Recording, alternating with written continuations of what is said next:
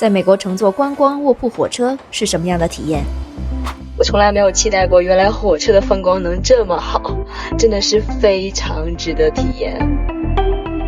作为全美第2长的火车线路，连接旧金山与芝加哥，全程52个小时。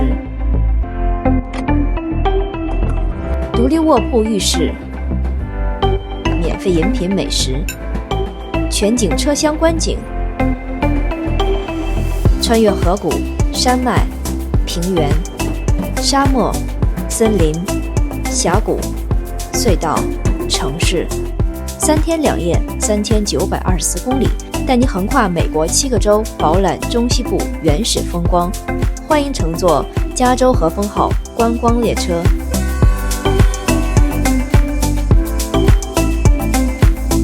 旅行者都说，加州和风号是北美最美的列车线路之一。当你穿过白雪皑皑的内华达山脉，再翻越壮丽雄伟的落基山脉，你会发现此言非虚。这是美国国铁 Amtrak 官网上描述这趟列车的一段话，似乎听到这些描述，身未动，心已远。这次，让我们一起体验一下这趟从1949年就开始运营，可以带你领略北美大陆风光的火车旅行吧。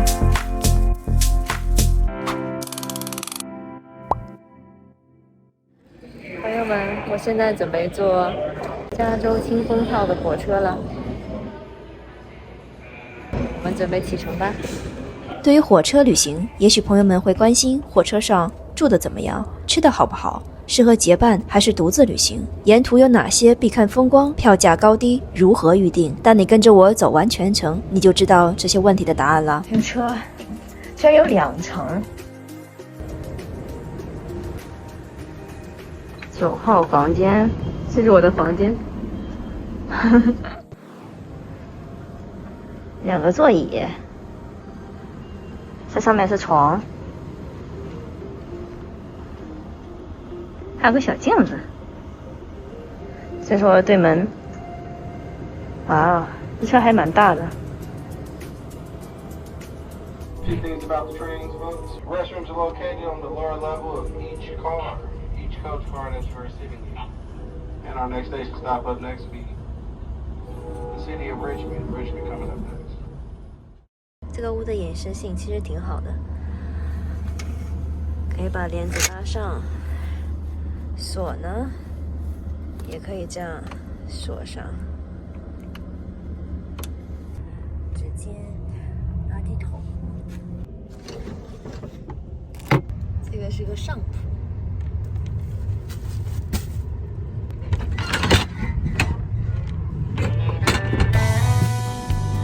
列车离开旧金山会先沿着湾区前行1小时，而后经过加州首府 Sacramento， 驶入内华达山脉。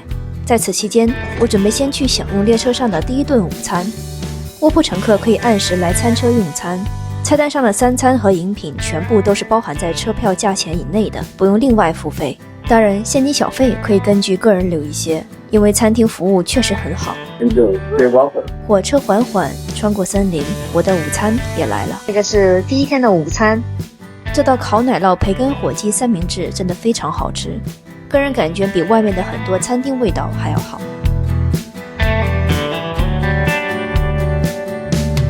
饭后甜点是巧克力蛋糕。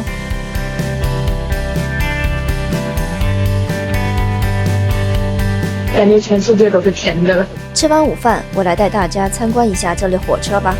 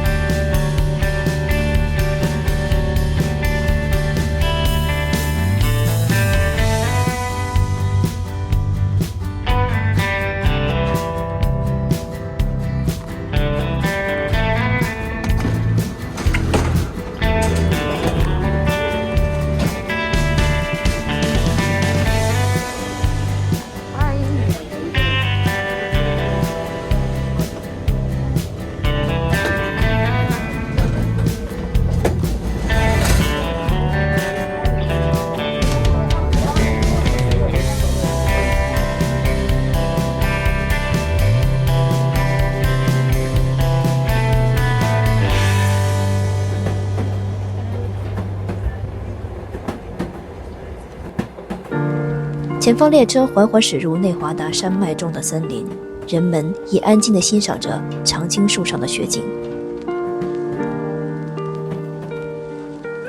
看着窗外一片白茫茫的世界，仿佛瞬间回到了我的家乡东北，那片冰雪交织的土地。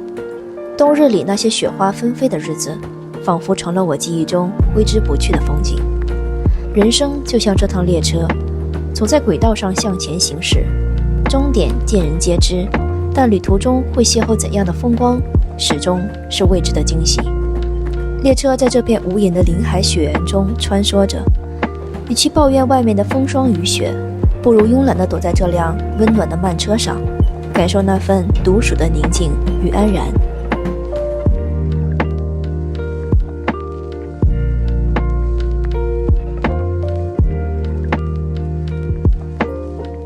现在已经是第一天的晚上7点钟了。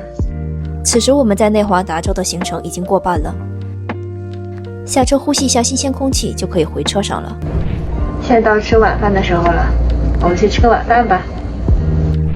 晚餐前菜选的是龙虾蟹肉饼配玫瑰酒，主菜是招牌铁板牛排，味道都非常好。现在已经快凌晨12点了。晚上在吃完饭回来的时候，我就发现我的床已经被人家铺好了。我还真的不知道，美国列车这个还有帮你铺床的服务。今天第一天的行程就结束了，我觉得感受还挺好的，没有想象中累。卧铺火车第一天体验完美。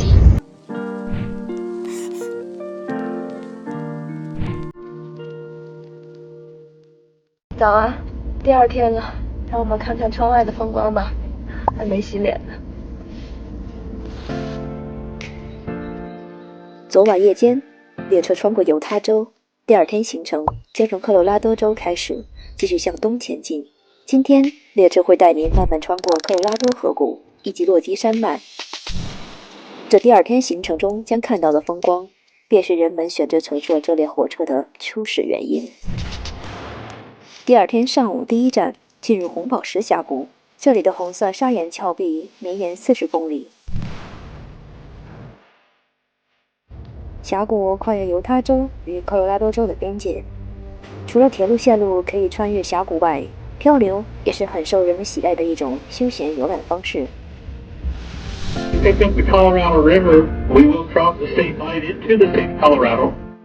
穿过红宝石峡谷，列车即将停靠，进入科罗拉多州的第一站。让我们下车散个步吧。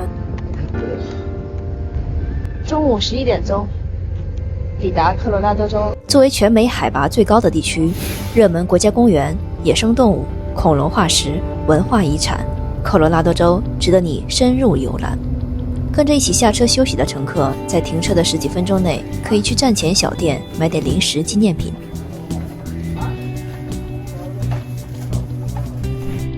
好了，接下来终于要回答大家一直关心的问题了：车票价钱。简单来说，列车主要分为座票、私人小包间及卧室大包间。我本人订的是小包间，在视频的最开始就是小包间的房间细节展示。预定时，乘客买的是整个包间，并不是一个床铺，所以有属于自己的私人空间。如果您一个人住小包间，这个包间的价钱区间是800到1100美元之间；如果2个人住，这个小包间的价钱则是1100到1300美元之间。小包间的空间很适合一个人，但如果想经济结伴出行的朋友，小包间内最多可同住2个人。小包间的乘客则是需要与本节车厢的其他乘客共用卫生间或浴室。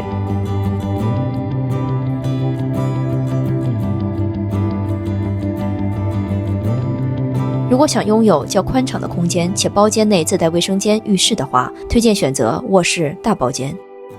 一个人住大包间的价钱区间是1400到2300美元之间，如果2个人住，大包间的价钱则是2200到2500美元之间。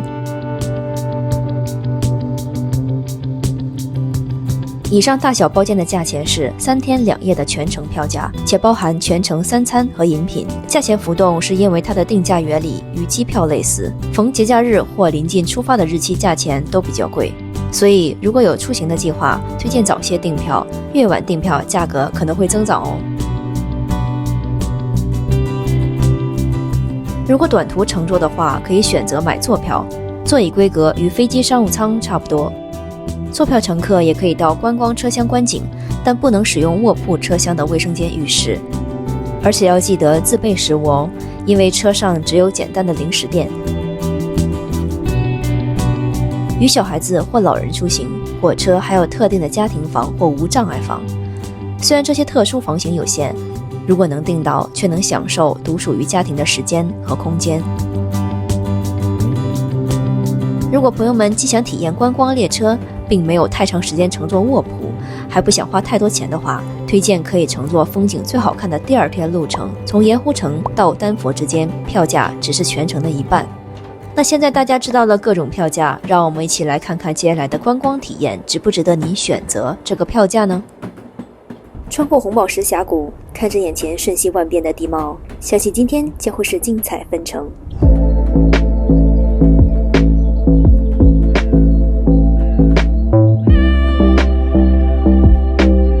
火车慢慢向前，思绪却让人回忆起了这列加州和风号的前尘往事。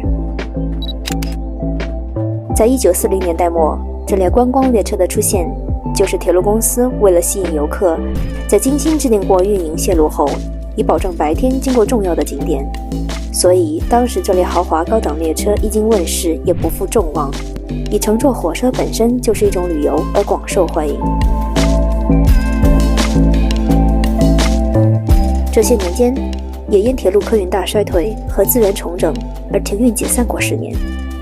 今天，这列复运营后的列车依然行驶在最初的那条线路上，看着与当年相同的风光。思绪回到现在，下一站停靠格林伍德温泉城。这里有一个关于罗斯福总统和泰迪熊的小故事，说120年前，罗斯福总统喜欢来科罗拉多州打猎，经常入住这家格林伍德酒店，或是在这里做演讲。有一次狩猎失败后，为了给罗斯福总统加油打气，一名酒店服务员送给了他一只手工缝制的毛绒熊，后来被他女儿命名为泰迪熊。从此，泰迪熊开始成为世界性流行玩具。如今，你依然可以在这家酒店预订这间曾经罗斯福住过的总统套房。列车行进至此，行程也将近一半了。下车走走休息一下，接下来还有更多精彩路程呢。下一站，列车即将顺着科罗拉多河缓缓驶入格林伍德峡谷。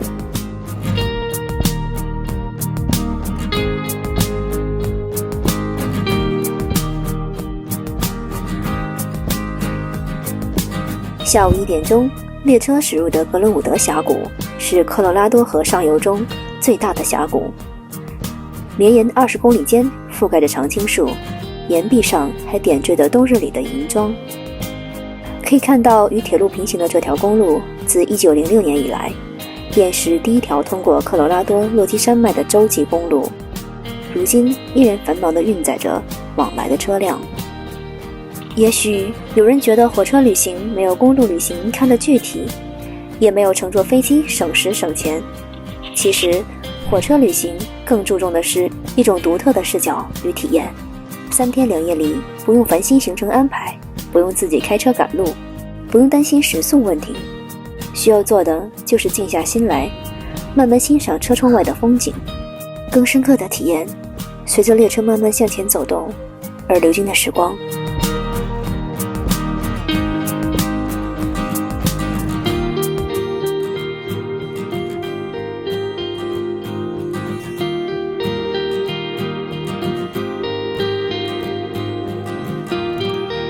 列车穿过峡谷，我预约的午餐时间也到了。等一下，让我们看看今天的午餐怎么样吧。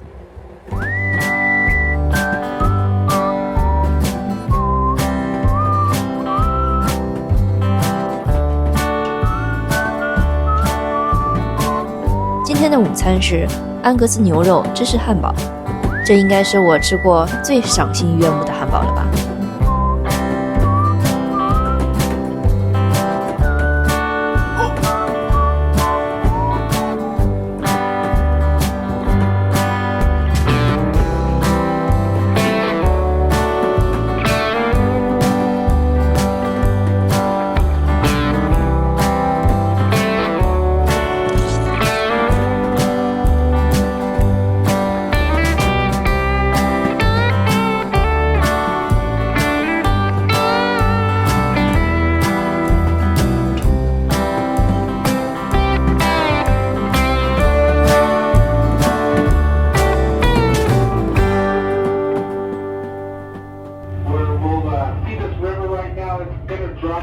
elevation maybe close to 100 feet, and across the river, the mountains will kind of go up close to 1,000 feet in vertical elevation. Now, if there's no snow blocking the angles, you'll be able to see a lot of metamorphic rock exposed on the mountainside.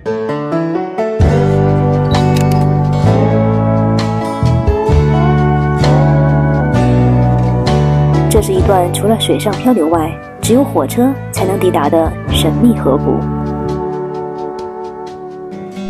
这里是格尔峡谷，两岸狭窄的山谷间，夏日里河水有时平缓，但到湍急之处，却为皮划艇专业者称为全美最难级别的商业漂流区。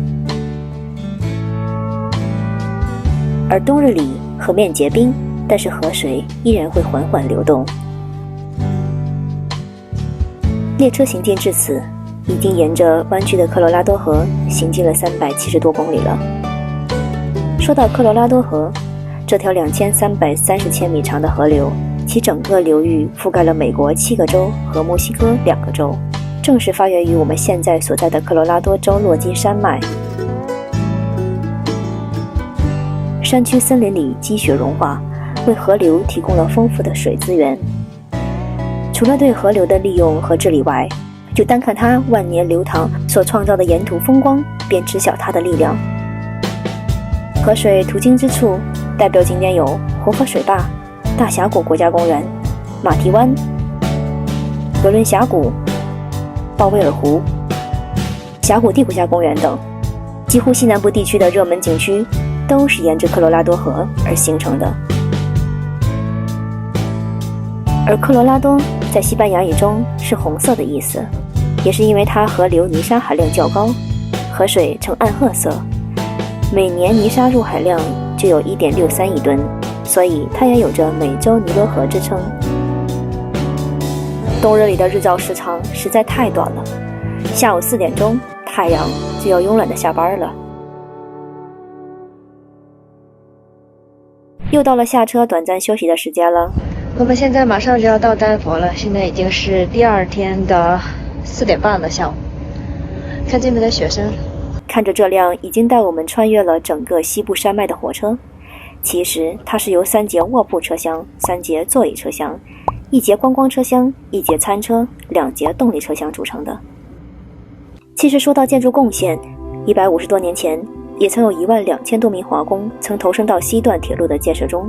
公司4巨头的查尔斯·克劳克曾在回忆录中提及，我们已经完成了在美国铁路史上可算最艰巨的一项工程。这项工程之所以能这么快地取得成功，应该归功于华工们的默默奉献。时至今日，在当年的铁路遗址旁，依然有碑文来纪念这段历史。回到车上，接下来在最后的落基山脉行程里，再到丹佛之前的短短70多公里的路程内，列车就要穿过31个隧道，其中最长的便是莫法特隧道。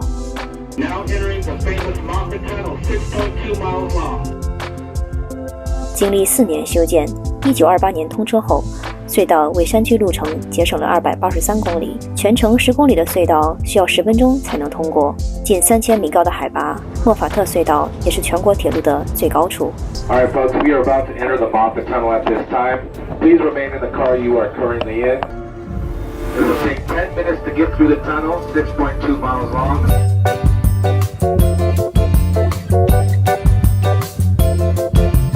A few minutes later.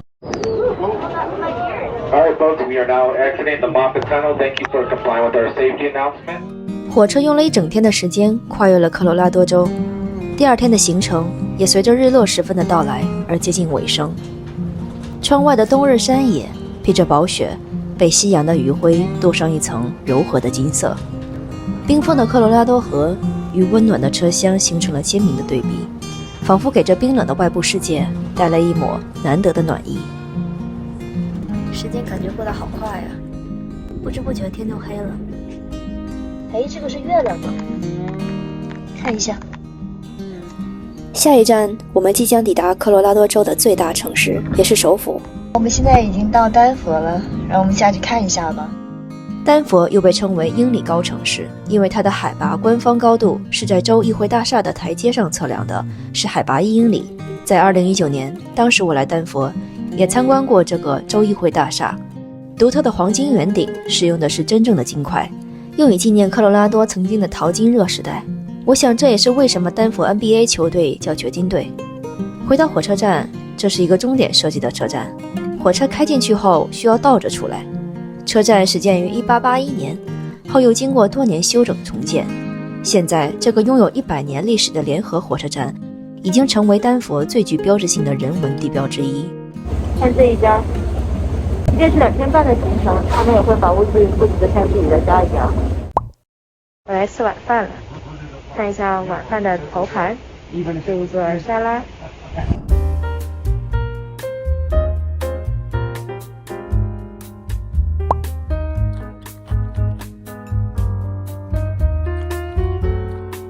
味道很不错。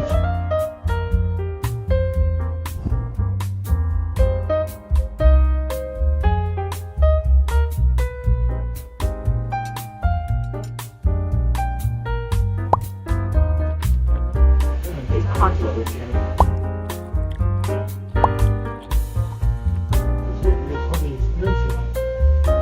甜点来了。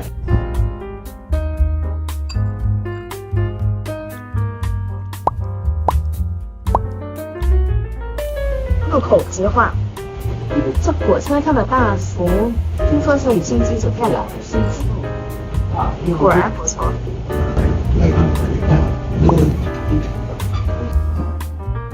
现在是第2天晚上的12点钟，已经回到了美国的中部时间，目前感觉良好。加州清风号第2天的行程圆满结束。现在可以休息了，明天早上见。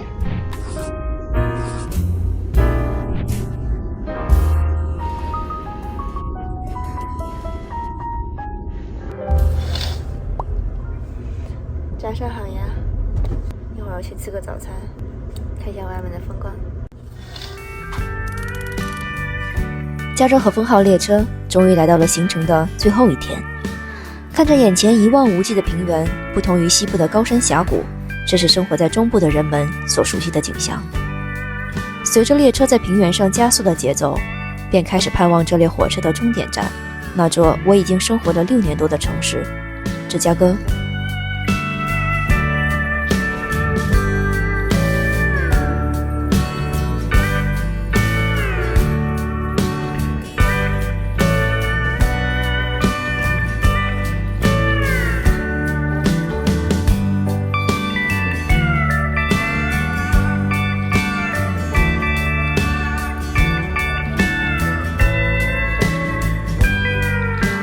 西式炒蛋套餐是火车上最后一天的早餐，满满的热量开启元气满满的一天。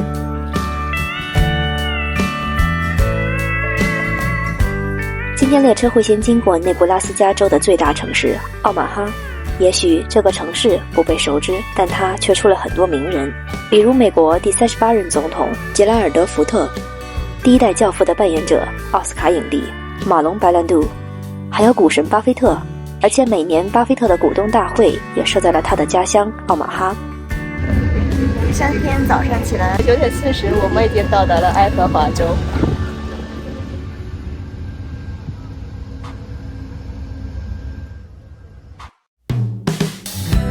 旅程临近尾声，时间也随着列车在美国中部平原加速而越走越快。现在已经正式进入到了伊利诺伊州。是第3天的中午11点钟，刚刚打包回来了中午饭。第3天的午餐，列车上的每一餐都不会让你失望的。北美最美的列车线路之一，加州和风号用它全程的风光证明了这不是虚名。从西岸海湾到森林雪景，峡谷峭壁，河流山脉，无际平原，城市文明。无论你是在冬日里欣赏雪景，还是夏日里感受万物，注定这是一场感受地理文化丰富多彩的难忘旅程。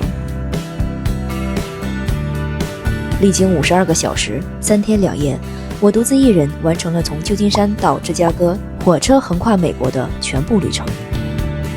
我相信乘坐过和未来即将要乘坐这趟列车的旅客，这独特的火车体验将会是大家旅行记忆中最难忘的那一部分。这列火车的名字叫做加州和风号 （California Zephyr）。列车跨过密西西比河，在伊利诺伊州的最后几站也越走越快。Naperville, next station stop Naperville. 即便昨天还晚点1小时，今天列车却提前了整整40分钟抵达了终点站芝加哥。让我们收拾好行李，准备下车吧。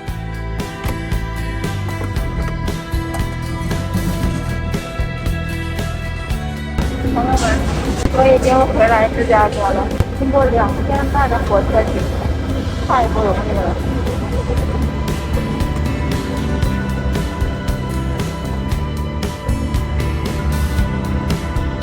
加州和风号圆满结束。离芝加哥 Union Station 有来过很多次，但是从加州回来的火车我还是第一次坐。最终抵达的芝加哥联合火车站也有近100年的历史了，是美国铁路公司在中西部的旗舰站。作为全美第4繁忙的铁路终点站，除了是国家铁路网的核心外，还与城际铁路、城市公交、长途巴士连接，平均每个工作日会接待近14万名的乘客。主楼为方形新古典主义建筑，面积占据了一整个街区，与周围的现代化风格形成了鲜明的对比。石灰石美术外墙、大型柱廊入口、34米高的玻璃穹顶、大理石地板厅堂、罗马式纹理石柱、绿树成荫的设计细节，还有红铜灯的氛围照应，这都让联合火车站成为了这座城市最具标志性的建筑之一。在芝加哥这座建筑之城里，也有它的一席之地。如果乘客预订了 Amtrak 的长途火车，可以去专门的贵宾休息区候车。电脑办公、家庭休闲、餐饮零食，这里都尽可能的为乘客们提供便利和舒适。芝加哥又被称为风城，是美国中西部商业、工业和文化核心，以及交通枢纽。这里有占地面积超过400万平方英尺的世界最大商业办公楼。摩天大楼一词也是1885年起源于这里的。当然还有特色美食，即便时间已经过去了6年，我依然记得当年那块披萨的味道和刚来芝加哥时的情景。以后我会出专门介绍芝加哥的视频，大家记得关注和收藏哦。十分感谢支持和喜欢这趟火车旅行视频的朋友，因着这段视频呢，我有机会又在记忆里重有了一次这难忘的旅程。太不可思议了，我居然坐了2天半的火车，现在已经是第3站，第3天早上起来9点40，我们已经到达了怀俄明州。第3天早上起来9点40，我们已经到达了爱荷华州。